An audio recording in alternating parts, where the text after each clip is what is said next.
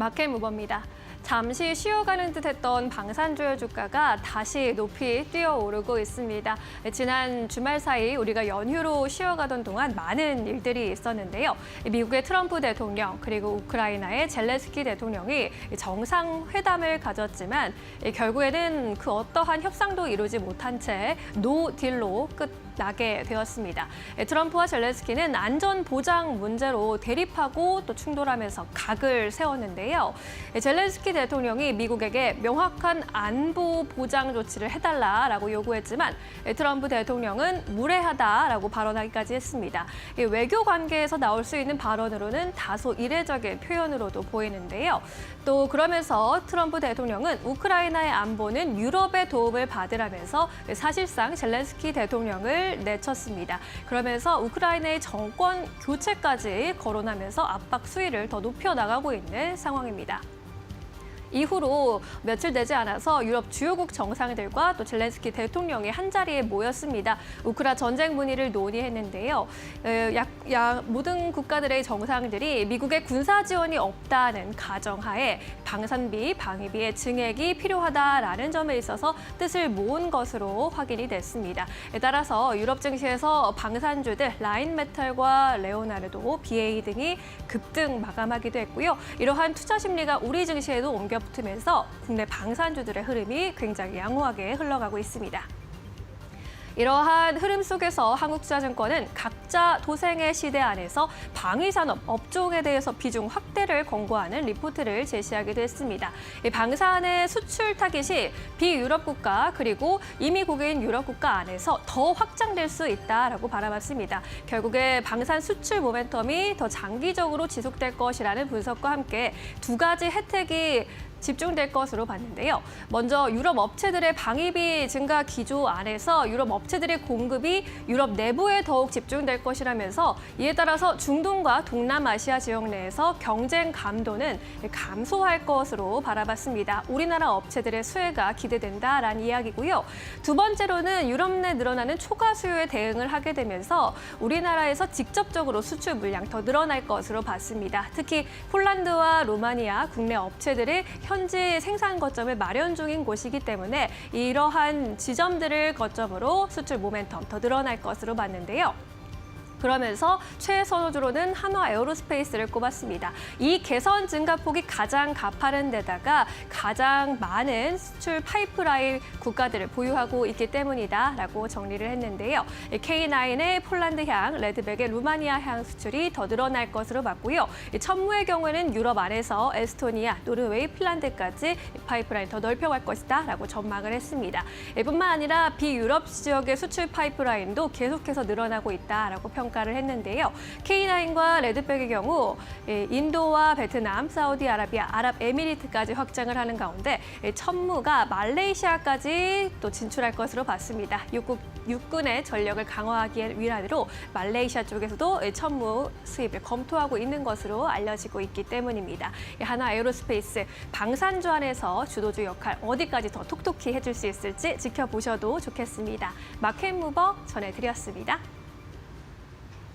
네, 이어서 오늘 시장에서 핫한 이슈와 종목 함께 이야기 나눠보도록 하겠습니다. 오늘도 함께 해보도록 하겠습니다.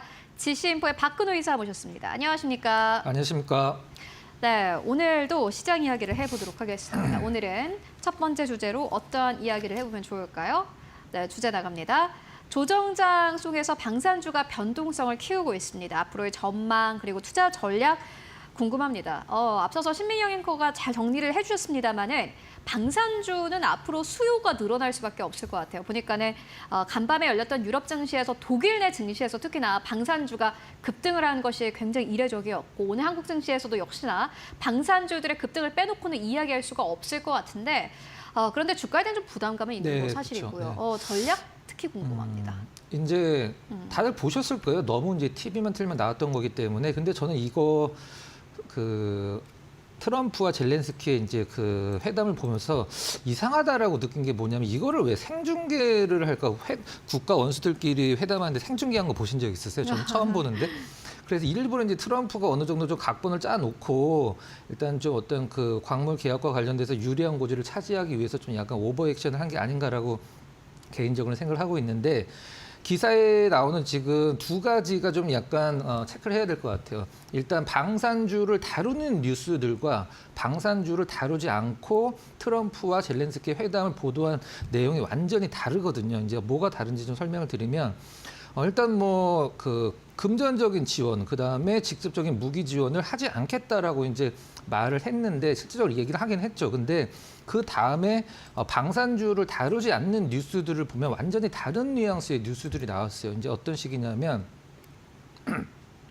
죄송합니다. 이번에 이제 그 트럼프 대통령이 TSMC 미국 그 뭐 $1,000억 투자하는 거로 이제 회의를 가졌었는데 거기서 이제 기자들이 몇 개 질문을 한 게 좀 약간 많이 뉘앙스가 다르더라고요. 일단 뭐 TSMC 그 우크라이나 광물 협정 이제 끝낼 거냐 그랬더니 트럼프가 아니다. 뭐 조만간 다시 만날 거다라고 분명히 얘기를 했고 그럼 군사 지원은 중단할 거냐라고 물어봤더니 우리는 그런 것들과 관련해서 단 한 번도 논의를 한 적이 없다라고 딱 끊어서 얘기를 해줬어요. 이제 그 부분이 이제 방산주를 다루는 뉴스와 안 다루는 뉴스가 좀 약간 온도차가 좀 약간 있는 차이가 좀 있는 것 같긴 한데 방산주 대표가 이제 뭐 하나 에어로스페이스죠. 당연하게. 근데 시가총액을 보더라도 지금 한화 에어로스페이스가 아마 9위인가 그럴 텐데 그 전후에 있는 기업들과 비교를 해도 사실 뭐 실적이 손색이 없습니다. 물론 뭐 기아차, KB금융이 좀 앞뒤로 있긴 합니다만은 기아차와 KB금융을 한화 에어로스페이스와 어떤 실적을 비교하는 건 좀 말이 안 되고 네이버랑 가장 좀 비슷하거든요. 근데 네이버보다 오히려 실적이 더 나은 것 같아요. 한화 에어로스페이스가. 그래서 어떤 시장에서 받는 평가가 절대 다른 기업들과 비교해서 고평가는 아니라고 좀 생각을 하고 있고